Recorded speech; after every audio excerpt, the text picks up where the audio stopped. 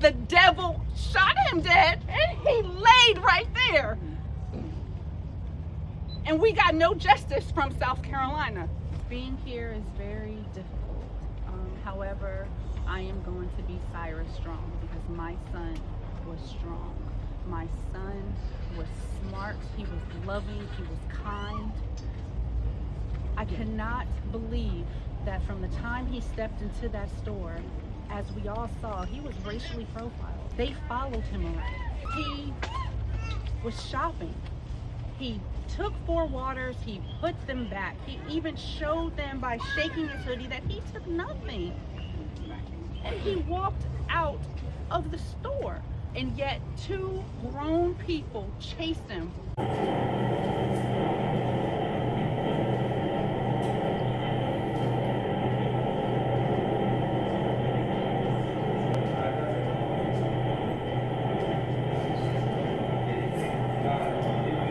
Yeah.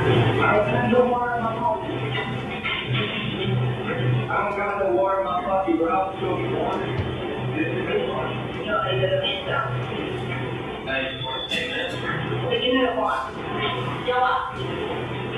I don't no water in my coffee.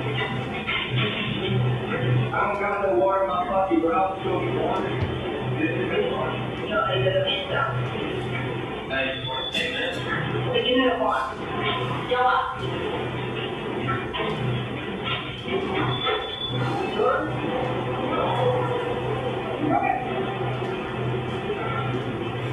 In this, I have seen more Asian Americans being upset at the fact that Black Americans are threatening to boycott Asian businesses than I have seen Asian Americans speaking out against the murder of Cyrus Carmack.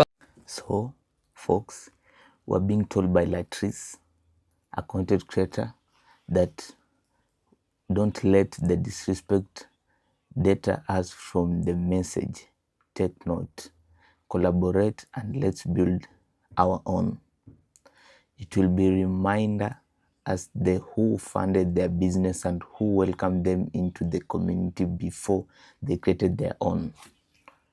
Check it. Boycotting's not enough. Boycotting the Asian community is just not enough for me. Honestly, I feel like we need to understand what we're competing against. All right. And in order for us to like really crush our competition and let them know like we really don't need them for real, because we don't. And what that video told me was that their business models, they came here and they made great business models that work in our own communities. And we haven't figured out how to do that. So I'm going to take my accounting expertise and bring it to you. So first of all, we need to understand what we're competing against. All right. Now, one person goes over to Asia, they come here, or that one person comes from Asia, they come over here, they work, save money, buy a building, open up a nail salon. They call 5 of their family members and say, hey, nail salon is up and running. You guys come over here and we're going to start working. Now, this is the one thing we're missing and we don't understand about our competitor. They're not going to pay them the same thing that we would expect here in America. Why? Because their expectations are different. They're not coming here thinking they're going to make $17 an hour. They're actually okay with making 10. They're not rich. So their largest expense is now cut in half. Not only that, but their business model makes sense for our own Black communities, right? And I'll say for the specific communities that that one man was talking about, right? He's talking about low income communities. Let's keep it a band. And the reason it works for us is because their price point is low. Why is their price point low? Because they do high volume. High volume meaning there's 5 different people, maybe 6, 7 different employees in there. They can afford to have 6, 7, 8 employees there because they're only paying them $10 an hour. They do not have to pay them the standard rate of like 17.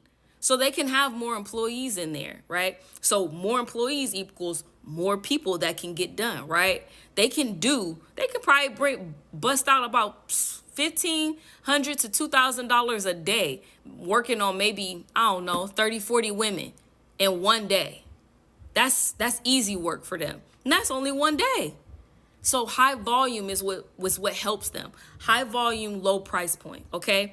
Also keep in mind, largest expense is very minimum because they're using foreigners to to handle their labor in their business. All right, so now let's talk about us in our Black community.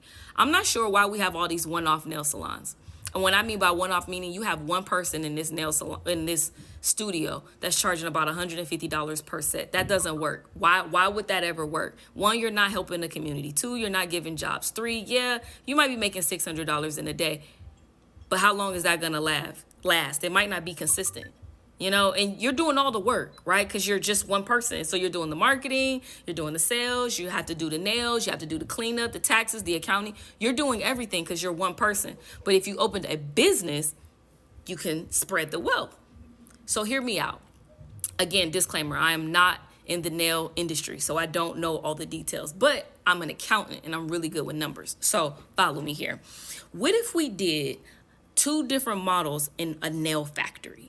Meaning the first model being a membership model, okay? You tell 150 women that, hey, you can get your nails and toes done twice a month for $200, right? Or maybe you say 300. I'm gonna go with 200 though for math's sake, okay? If you can get 150 women to do that, that's gonna be $30,000 in recurring revenue every single month. Guaranteed. $30,000 in recurring revenue, okay? Now, let's talk about the highest expense. It's going to be payroll.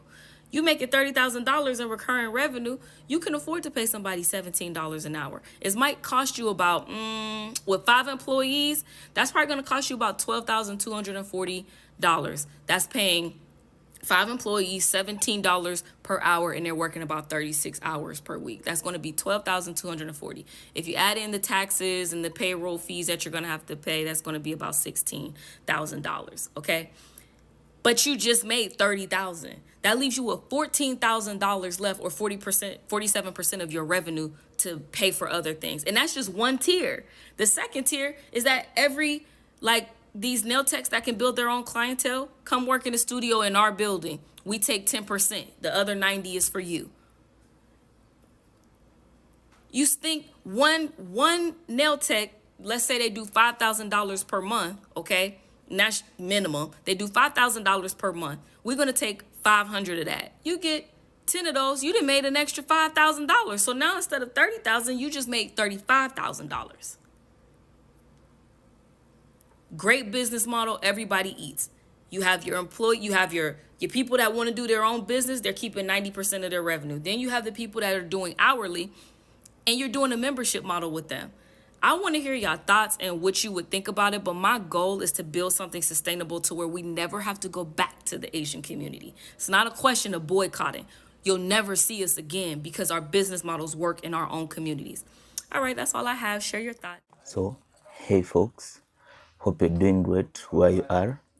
Welcome to this episode as I bring you videos that are quite educative and informative at the same time. So, as you watch this video, I can urge you, do not feel afraid to like, share my video, and leave a comment on the same time.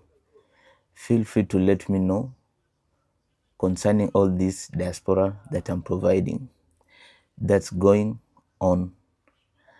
I do read all my comments by any chance I come across it, and also I do reply them at the same time. So folks, let's have the conversation going. And other than that, I would also like to thank all my supporters who come to this channel on a daily basis to get their daily update, because I do post daily. Thank you so much. I would also like to thank those who support this channel by probably leaving a super thanks. It really means a lot. Otherwise, I don't want to say a lot. Let's get to watch, like video, share the video, hype the video if at all. You can most importantly subscribe to my channel. Thank you. Look, why is it that when Black Americans start protecting Black Americans and doing what's best for us, everybody gets mad? Why is that? See, they want our money but not our blues, right? They want our money, but they don't want anything else to do with us when it comes time to represent or stand with or stand in solidarity with Black people. They don't want that. When it comes time to vote, nobody wants to stand in solidarity with black people, right? When we try to say, oh, this is what's happening to us, this is wrong, nobody really says anything. We don't see a lot of, think pieces and people talking and all. Nobody. We said Black Lives Matter. Everybody kept saying all lives matter, right? It never comes about that black people have true allies, right? And yeah, don't get me wrong. Every now and then, you do have people who they want to help, but that's few and far between. Most of the time in this country, black people are in it alone.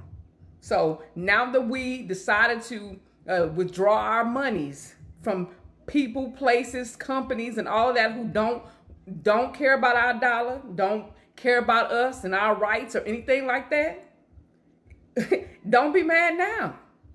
Because y'all wasn't mad with us in 2024 when it was time to vote. Y'all wasn't mad with us when Mr. Chow just got off. Y'all wasn't mad. Nobody was mad. And now Carmelo Anthony has been found guilty of murder for protecting himself. I bet you nobody's mad about that. See, so now the black Americans are doing what's best for black Americans. Don't be mad.